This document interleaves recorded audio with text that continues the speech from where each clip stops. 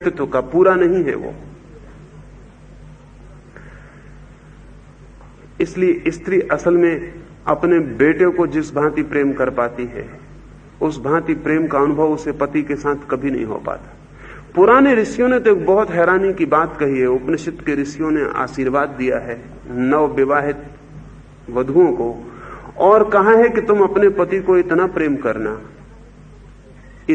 करना कि अंत में 10 तुम्हारे पुत्र हों और 11वां पुत्र तुम्हारा पति हो जाए। उपनिषद के ऋषि ये कहते हैं कि स्त्री का पूरा प्रेम उसी दिन होता है जब वो अपने पति को भी अपनी पुत्री की तरह अनुभव करने लगती है। असल में स्त्री अपने पुत्र को पूरा प्रेम कर पाती है, उसमें कोई फिर बौद्धिकता नहीं होती, और अपने बेटे के पूरे शरीर को प्रेम कर पाती है, उसमें कोई चुनाव नहीं होता।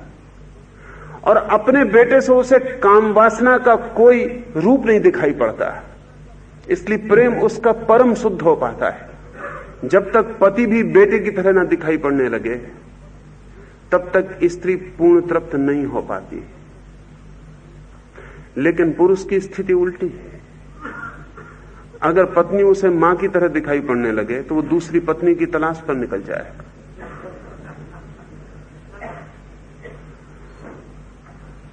पुरुष मां नहीं चाहता, पत्नी चाहता है।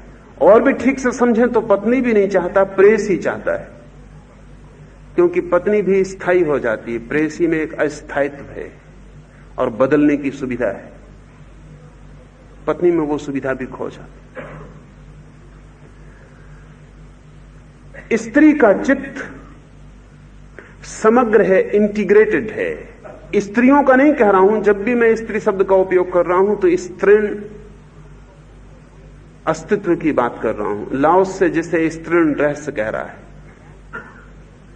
स्त्रियां ऐसी हैं ये मैं नहीं कह रहा हूं, स्त्रियां ऐसी हों तो ही स्त्रियां हो पाती हैं।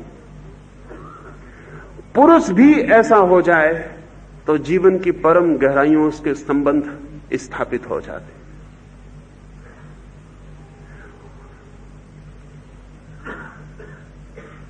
अब तक इस जगत में जितने परम ज्ञान की बातों का जन्म हुआ है वो कोई भी बातें तर्क से पैदा नहीं हुई, वो सभी बातें अंतर्दृष्टि से पैदा हुई।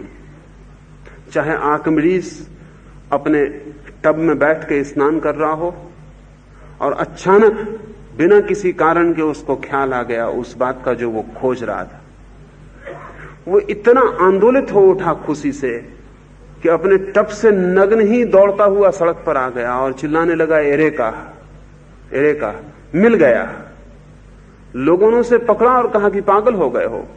वो भागा राजमहल की तरफ नग्न ही, क्योंकि राजा ने उसे एक सवाल दिया था हल करने को, वो हल नहीं कर पा रहा था। उसने सारी गणित की कोशिश कर ली थी, वो हल नहीं होता था। लेकिन टब में बैठा हुआ था, विश्राम कर रहा था, तब सोच भी नहीं रहा था। अचानक इंट्यूटिव जैसे बिजली कौंध गई, सवाल हल हो गया। आर्किमिडीज ने वो सवाल हल नहीं किया, वो सवाल जैसे भीतर से हल होकर उसके सामने आ गया। उसमें कोई तर्क की विधि उपयोग में नहीं लाई गई थी, सोच विचार नहीं था, सीधे अस्तित्व में ही साक्षात हुआ था। अब तक विज्ञान की विगत 2000 वर्षों में जो भी खोजबीन है, बड़े से बड़े वैज्ञानिक का कहना यही है कि जब मैं शिथिल होता हूं, रिलैक्स्ड होता हूं, तब न मालूम कैसे निष्कर्ष आ जाते हैं। कभी कभी आपको भी अनुभव होता है कोई नाम खो गया, स्मरण नहीं आता है, बहुत कोशिश करते हैं नहीं आता है, फिर छोड़ देते हैं, कुर्सी पे लेट जाते हैं, सिगरेट पीने लगते हैं, अखबार पढ़ने लगते हैं या रेडियो खोल लेते हैं या बगीचे में निकलकर जमीन खोदने लगते हैं, और अचानक जैसे भीतर से वो नाम जो इतनी परेशानी से खोजते थे और याद नहीं आता था, भीतर से आ जाता है। ये बुद्धि का काम नहीं। बुद्धि ने कोशिश कर ली थी, ये नहीं आ सका था। अमेरिका में एक आदमी था कायसी, वो बेहोश हो जाता था और किसी भी मरीज को उसके पास बिठा दिया जाए तो वो बेहोशी में उसकी बीमारी का निदान कर देता था। ना तो वो चिकित्सक था, ना उसने कोई मेडिकल अध्ययन किया था, और होश में वो किसी तरह की बात नहीं कर सकता था दवा या इलाज के बाबत, लेकिन उसने अपने जीवन में 40,000 मरीजों का निदान किया, डायग्नोसिस की। बस वो आंख बंद करके ध्यानस्थ हो जाता था, मरीज को बिठा दे, फिर वो बोलना शुरू कर देता था कि इसे क्या बीमारी, और न केवल ये, वो बोलना शुरू करता था कौन सी दवा से ये आदमी ठीक होगा। उन दवाओं का उसे होश में पता भी नहीं था, और उसका निदान सदा ही सही निकला। होश में आने पर वो खुद भी कहता था कि मैं नहीं जानता कि इस दवा से फायदा होगा कि नहीं, मैंने इस दवा का नाम कभी सुना नहीं। कई बार तो ऐसा हुआ कि एक बार तो उसने एक दवा का नाम एक मरीज के लिए कहा, वो पूरे अमेरिका में खोजी गई, वो दवा नहीं मिली।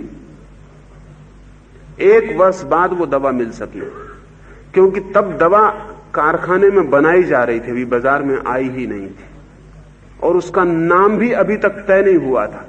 और कायसी ने उसका नाम पहले ले दिया था, साल भर पहले। साल भर बाद वो दवा मिली और तभी वो मरीज ठीक हो सका।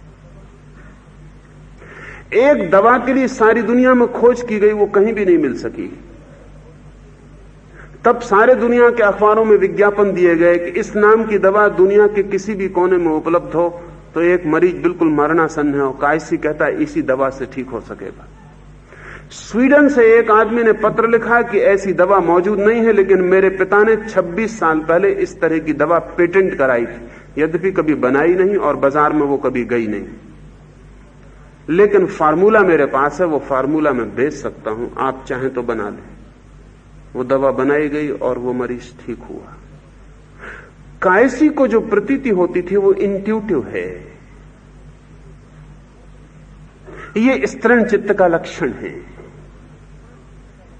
सोच विचार से नहीं, निर्विचार में निष्कर्ष का प्रकट हो जाना, समस्त ध्यान की प्रक्रियाएं इसी दिशा में ले जाती। लाओस से कहता है सोचोगे तो भटक जाओगे, मत सोचो और निष्कर्ष आ जाएगा। सोचना छोड़ दो और प्रतीक्षा करो और निष्कर्ष आ जाएगा। तुम सिर्फ प्रतीक्षा करो, प्रश्न तुम्हारे भीतर हो और तुम प्रतीक्षा करो, उत्तर मिल जाएगा। सोचो मत, क्योंकि जब तुम सोचोगे तुम क्या पा सकोगे, तुम्हारी सामर्थ्य कितनी है। जैसे कोई एक लहर सोचने लगे जगत की समस्याओं को, क्या सोच पाएगी।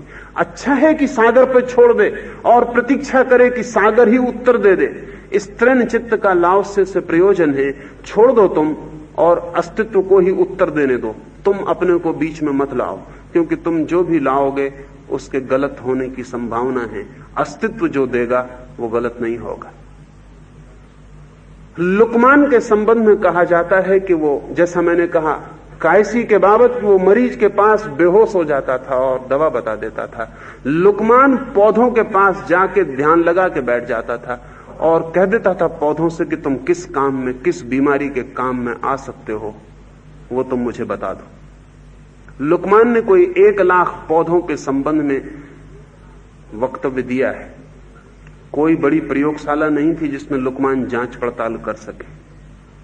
आयुर्वेद के ग्रंथों को भी जब निर्माण किए गए तब भी कोई बड़ी प्रयोगशालाएं नहीं थी कि जिनके माध्यम से इतने बड़े निर्णय लिए जा सके। लेकिन निर्णय आज भी सही है, वे निर्णय इंट्यूटिव हैं, वे निर्णय किसी व्यक्ति के ध्यान में लिए गए निर्णय। सर्पगंधा आयुर्वेद की एक पुरानी जड़ी, कोई 5000 वर्षों से आयुर्वेद का साधक सर्पगंधा का उपयोग करता रहा है नींद लाने के लिए। अभी पश्चिम को प्रयोगशालाओं में सिद्ध हुआ कि सर्पगंधा से बेहतर और नींद लाने के लिए कोई ट्रैंकुलाइजर नहीं हो सकता है। अब जो पश्चिम में सर्पिंटेना नाम से चीज उपलब्ध है वो सर्पगंधा का ही अर्क है। लेकिन अब तो हमारे पास बहुत सूक्ष्म साधन हैं जिनसे हम जान सकें, लेकिन जिस दिन सर्पगंधा खोजी गई थी इतने सूक्ष्म साधन नहीं मालूम पड़ते हैं कि थे। उसकी खोज का रास्ता कुछ और रहा होगा। वो खोज का रास्ता स्त्रीण चित्त का ढंग था, और अब जो हम प्रयोगशाला में खोज कर रहे हैं वो पुरुष चित्त का ढंग है। लाओसे ने कहा है कि स्त्रीण चित्त का अलग विज्ञान होता है और पुरुष चित्त का अलग विज्ञान होता है। हमारा जो विज्ञान है आज पश्चिम में, जो विज्ञान हमने विकसित किया है, वो पुरुष चित्त की खोज है।